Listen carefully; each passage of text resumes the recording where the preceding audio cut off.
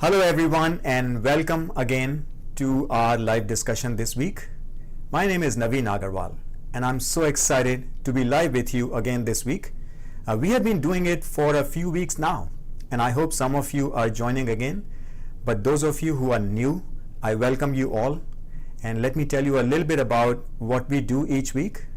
We talk about day-to-day practical problems and challenges and questions and points of confusion and frustrations as we try to implement a risk management process for our medical device. Now, I've done this for many years and I know that the practice, we're going to be talking about practice of risk management in the industry is quite challenging. So our goal here is to talk about day-to-day problems and questions and points of confusion. So I invite you to share those questions and comments anytime in the chat, and I'll be keeping an eye on that on my monitor and address those points of confusions and questions and comments as soon as I possibly can. That is the whole purpose. This is not a webinar or a lecture.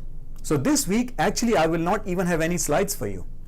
We will be talking about analyzing post-market data. It is a requirement, we know that, right? It's a regulatory requirement. But having worked in this field for many years, especially in the post-market surveillance process, designing these processes from scratch and running them, I know a lot about day-to-day practical problems that we encounter.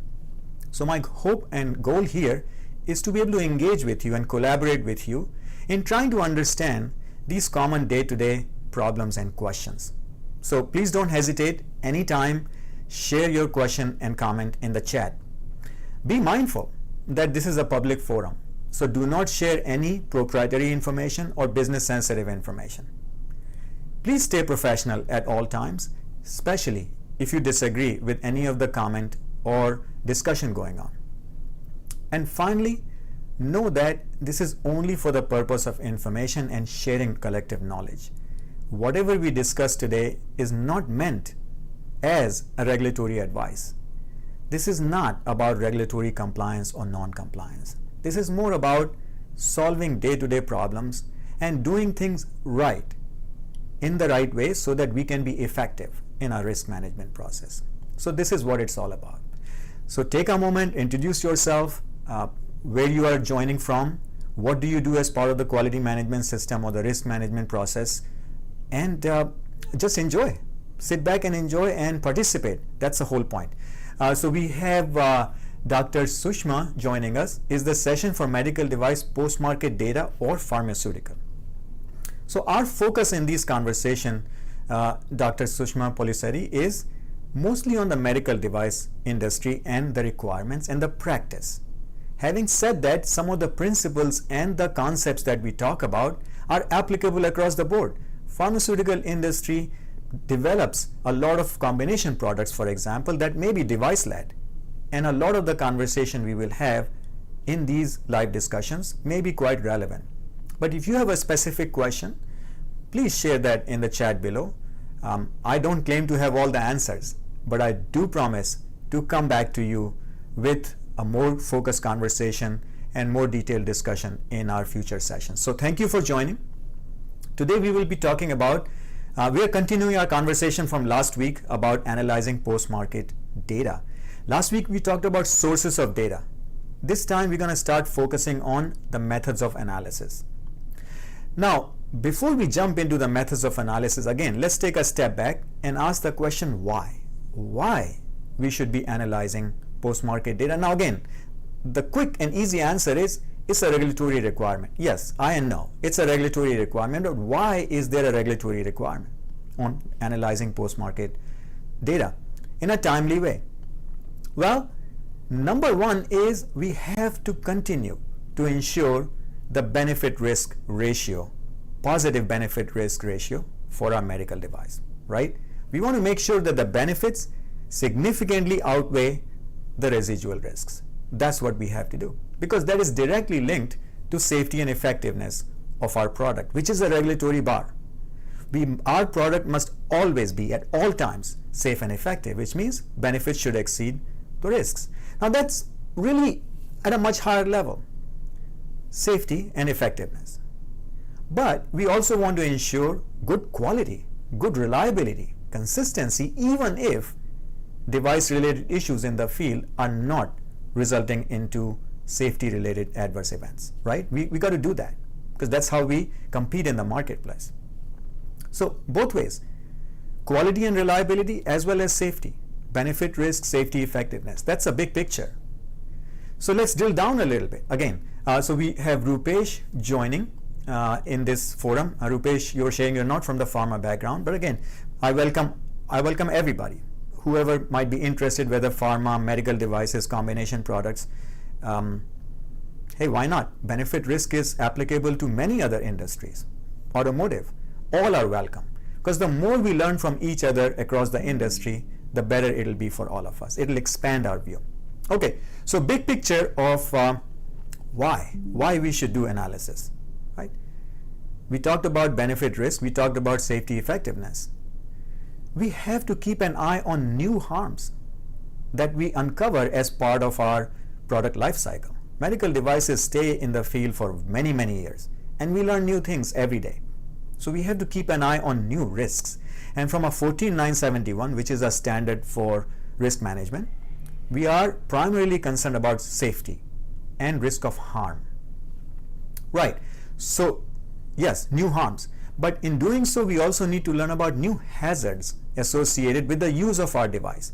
Now, those hazards could be because our device is not performing as it's expected, there are device failures, or it is not being used as it is expected. So over time, we also need to learn about what we call reasonably foreseeable misuse.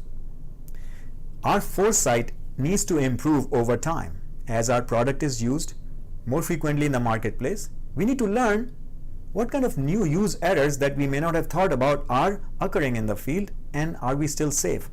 What else we need to do? Okay, Rupesh, you have another comment here. Benefit over risk is against the risk or overall intended use. So strictly speaking, from ISO 14971 point of view, there are two parts to benefit risk. I'll answer this question right away, and then I'll continue with my discussion about the purpose of analysis.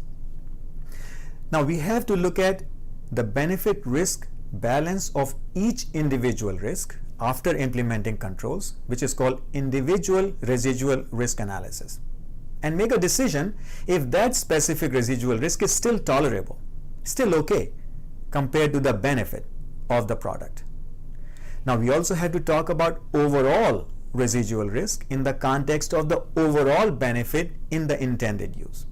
So there are multiple layers to it, and where we get confused is looking at the balance of benefit against individual residual risk and benefit, overall benefit with overall residual risk. We get quite confused about that, and there's a lot to it than I just explained to you, and we can definitely talk about those topics in our future discussions. So there's a lot to it. There's two parts. Okay, so continuing on why we should do this analysis. New harms, right? But also new misuses. Misuse is broad. Use error and intentional misuse are both included, and we need to learn more about that over time, because guess what? We may improve quality and reliability of our product significantly by doing a lot of work, but if we have not taken into account new misuses that are happening or may happen in the future, our benefit risk is still maybe not as good as it could be. Maybe we meet the regulatory hurdle, but not as good as it could be. So we have to keep an eye on both of them. Now, quality reliability is always important in my mind. And sometimes you may think that quality reliability is different from safety. I don't look at it that way. They are not separated, even though 14971 primarily talks about safety related events. But quality and reliability to me is the foundation over which you build this house. If you're not consistent in quality, and if your products are not performing reliability, then safety is not separated from that, right? So we have to look at both. That's the purpose. New harms, new hazards, new hazardous situations, new ways in which our devices are failing, new foreseeable misuse, use errors. We have to keep an eye on all of them with the goal of what? Making sure in the long term we stay safe and effective, and in the short term we take quick action. So if our analysis methods are not sensitive enough, we may have a problem. I have seen meetings, I've sat through meetings where people have presented tons and tons of data, lots of graphs, lots of charts, lots of statistical analysis, but at the end of the day, they are not able to make a judgment if the risk has changed or not. So what good is that analysis? I call that analysis paralysis. So our method of analysis should be sensitive to answer the question, are there new harms? Is the risk level changed? Things like, has the state of art changed? We cannot put that on a chart. Are there new regulatory requirements? We have to answer all those questions. So that's the purpose. Okay, so please continue to share in the chat any specific questions or comments you have, any experience that you have analyzing data, what kind of issues, question you struggle with, please share here. Next, I want to talk about the kind of analysis you have to do or you should be doing. Well, it depends upon the type of data that you have, right? Last week we talked about different data sources. Now, data sources could have qualitative data or quantitative data. Many times we focus on quantitative data analysis. You might have heard a lot about trend analysis, trending and monitoring. That seems to be like a buzzword in our industry, and everyone is supposed to do trending and monitoring. But trending and monitoring of what and how it leads to making decisions is what we are interested in these conversations. So we'll talk about trend analysis today, but analysis could be quantitative or qualitative. It depends upon what kind of data you have and how much of each you have. So let's talk about quantitative analysis first, because we are doing that quite regularly in our work. So let's talk about quantitative. Quantitative analysis can also be of different types. The first type is purely descriptive analysis, meaning maybe just making a table, making a graph or a chart, calculating some averages or medians or some percentages to be able to describe what the data is. Descriptive. Now, we may look at a chart and make a judgment or an inference. That's called inferential analysis. For that, you need to do some statistics, and you need to have good statistical methods in place, good decision-making tools in place. This is where we may have a problem. We have a trend, we have a chart. Let's say over time we are plotting the number of events or a rate of occurrence or a frequency of events, and we are just eyeballing it, and we are saying, oh, you know what, doesn't look like we have a trend, so we are good, nothing is out of trend. We made an inference from a descriptive analytical tool. So I always tell people that before you can tell what the data is telling you, understand what it is not telling you. It is not giving you a inference. So be careful about how you make judgments, how you make decisions. So let's talk about trend analysis, right? So it's a simple chart. Over time, on the x-axis, you are plotting either the number of events or a rate of occurrence of events or a frequency. That's it. Over time, you're doing that. So how do you make decisions based on that? Well, you need to provide the context. You need to be able to have something to compare it with, compare it against. And many people use, let's say, a control chart of an approach, which personally speaking, not my favorite approach, but they put some control limits and figure out if we are still within control or not. That's the way of making decisions. Some people might have a baseline expected rate or baseline expected count of events, and if the number exceeds or the rate exceeds by more than 3 times the baseline, they might say, we have a signal here. Or if you have a consistent rise in the number of events or the frequency of events, they might say, there's a trend going on here. Whatever approach you take, be careful, be clear about your criteria, the context, what you are trying to compare it with, you have to be careful about. Okay, so Rupesh, you have a comment here. Semi-qualitative analysis also considered. Absolutely. There is nothing wrong in doing qualitative analysis if your data source has a lot of qualitative information. In fact, that can be a pretty rich source of information. Last week we talked about using machine learning, artificial intelligence based tools like natural language processing to mine the data out of this text narrative you might have from your complaints. Very powerful tools. Yes, you can do that. And you can mix and match. You can do quantitative and qualitative. So we'll be talking more about these methods of analysis in future discussions.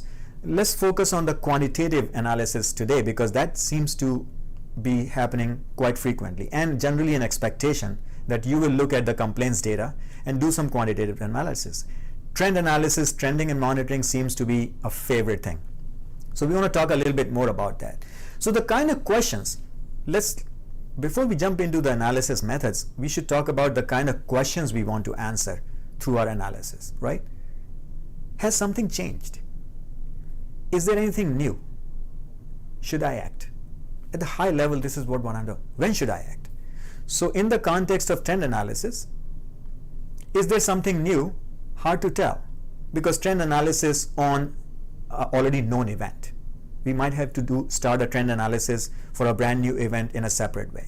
So it is not a good tool to find, is there something new or a new type of an event? But has something changed can be answered. Has something changed can be answered based on the criteria you use.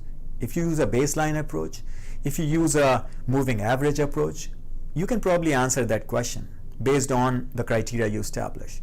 I mentioned something like, 3 times the baseline.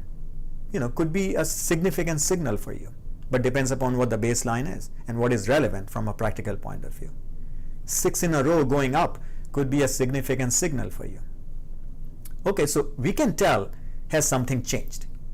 Should we act? That's the third question. Should we act based on this information? And when should we act?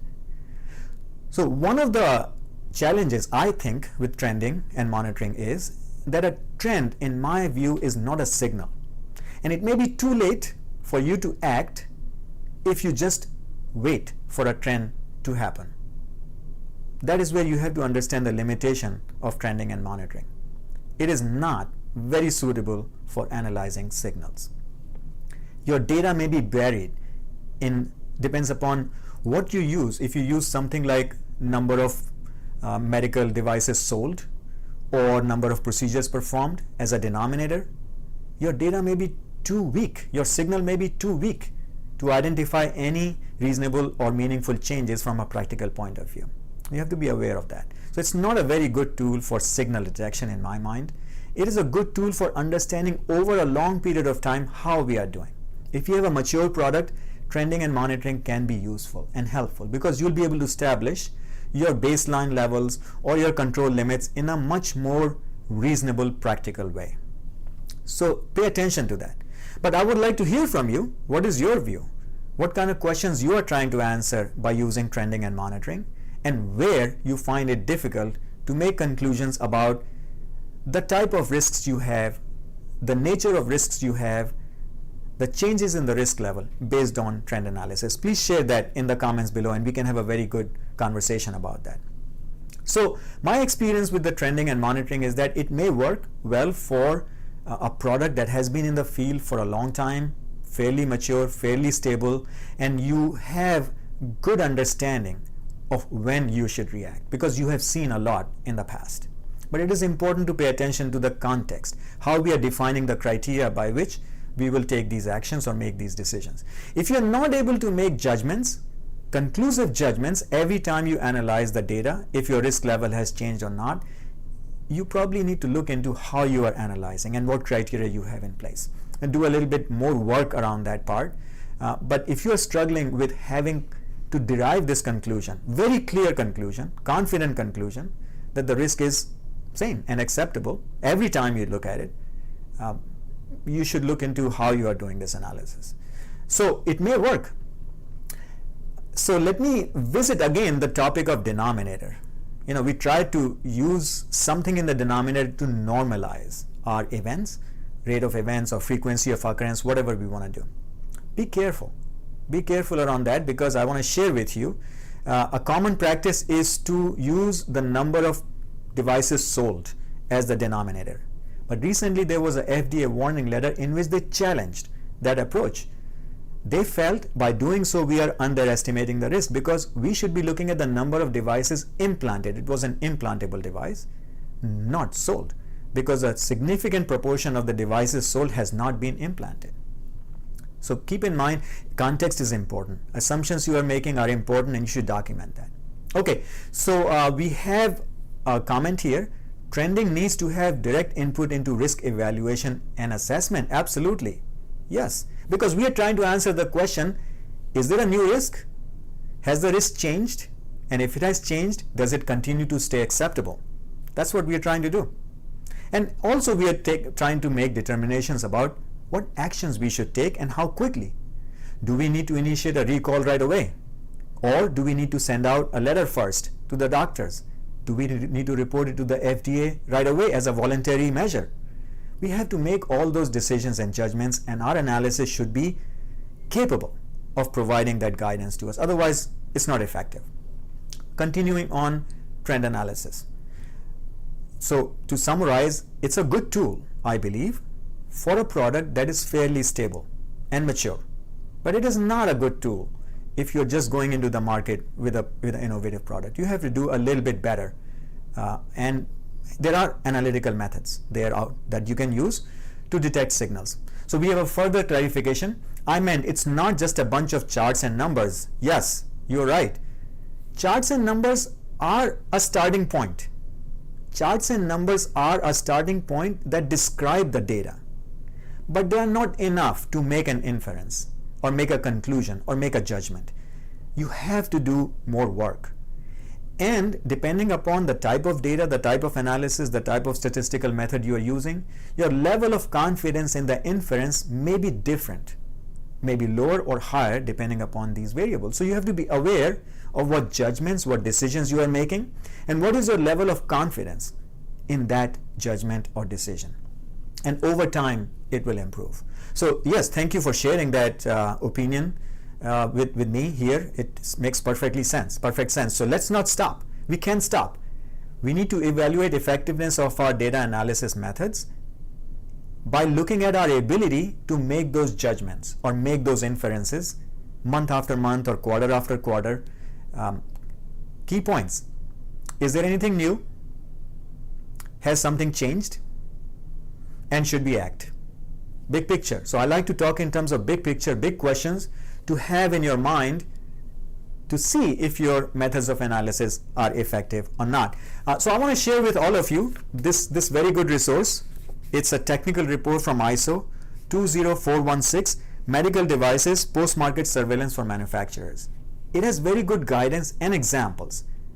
They have kept it very, very simple. It's not analysis paralysis. Kept it very, very simple. And it offers very good guidance. I strongly recommend that to all of you.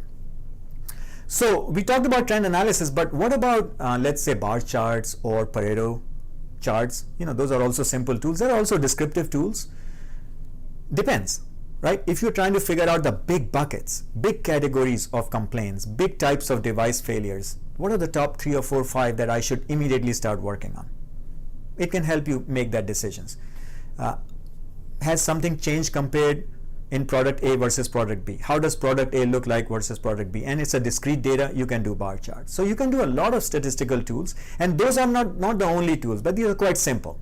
However, more work needs to be done before you can make a decision or a conclusion or an inference. That is where a lot of statistical analysis can be used. Expert judgment, don't discount that. Not everything has to be done through statistical analysis. I have done statistics for many, many years in my career. Statistics cannot help you answer all the questions. And it cannot be very useful to you, especially if you don't know what questions you are trying to answer. Expert judgment still counts. It matters. Talk to the experts, talk to the doctors, talk to your engineers, talk to the suppliers, talk to your maintenance and installation people, service people. Collect all this information to understand what is happening with your product in the field. So it's a lot more to do because there's a lot more that is happening in the field. And always be aware of these big questions. So we still have about 5 minutes. I invite you to continue sharing your thoughts and questions or comments, especially where you find challenging to make decisions, make judgments, make conclusions. We will talk about specific data analytical tools. If you have, you can put that in the comments and we can discuss that in our future sessions with you. More specific, again, this is not supposed to be a webinar or a lecture. This is supposed to understand more of these challenging questions and problems. But if you have an interest or a specific question, don't hesitate to share that with me. So I want to take these couple of minutes that we have to summarize what we talked about. understand the purpose of analysis. Yes, it's a regulatory requirement, but at the end of the day, we are trying to figure out if there's a new risk, new hazard, new hazardous situation or harm, new ways in which our devices are being misused, or there are new use errors. Has the state of art changed? Are there any new regulatory requirements? And again, it's not the full list, but these are the big topics. Are there new ways in which our devices are failing, new failure modes? Are there new non-conformities that we are finding in our manufacturing process that we need to fix and control? That should all be part of our evaluation. We talked about the type of analysis that you want to do. Depends upon the type of data you have. It could be quantitative or qualitative, right? And we talked specifically about trending and monitoring because that is one of the most frequent things, of frequent ways of analyzing data that is practiced in the industry today. We talked about these big questions and limitations of trending and monitoring, some other tools. We share a resource, TR20416, very good resource. So it is important. It's a big topic to take it step by step. And I plan to have more live discussions on this topic, particularly if you share with me some specific questions or comments or challenges here.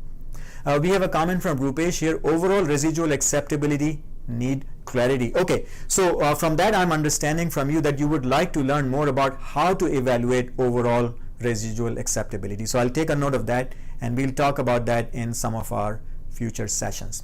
And we'll also include in that conversation around individual residual risk acceptability and overall residual risk acceptability. We'll talk about that. So thank you for sharing that topic with me. So finally, to close out, yes, we should do good analysis, but let's not forget the big picture in mind. Why we are doing this? 3 big picture questions. Is there anything new? It could be hazardous situation, harms, device failure modes, use errors. Has something changed? What we had estimated before as in terms of risk level, has that changed? And remember, there are 2 components, severity and occurrence, not just occurrence. If the severity has changed, that means something has changed. Third thing, should we act? What should be our next step? And it is not sufficient to just say continue to monitor when your data is telling you otherwise, because it will be a very hard thing to really rationalize in any shape or form. We are not talking about, again, compliance or non-compliance, but think about the safety and effectiveness of your product in the field. So those are the 3 questions. With that, I really don't have much to share. If you have further questions or comments, please continue to share in the chat. The recording of these live sessions is available on my YouTube channel. You can look that up. Connect with me on LinkedIn. And finally, I want to offer you 2 free resources. And some of you may have already seen it, but those of you who are new, I want to share that with you. 2 free resources that you can check out on my website, achieveexcel.com, free stuff. One of them is a template for hazard analysis. Now, in my experience, that has been quite challenging for people. So I offer a template, and you can also get videos as a follow-up that will tell you how to use the template, some best practices and some watch-outs.